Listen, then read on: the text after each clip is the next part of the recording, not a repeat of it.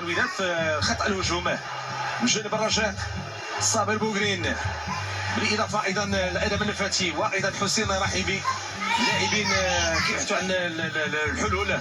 في الجهه اليسرى بالعمري كيساندهم بين فينا اخرى بعض التمريرات وايضا الاختراقات. كره عند بودا، خفيفي كيلعب الكره ديالو مع صابر بوغرين، تمريره عند بالعمري، العمري كيرجع عند صابر بوغرين، صابر اخذ ورد.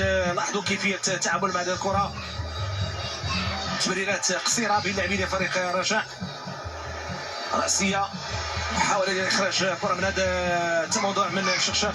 تمريره ديال حسين رحيمي كيلعبها مع صابر بوغرين يحافظ على الكره ديالو، عمليه ديال الاختراق.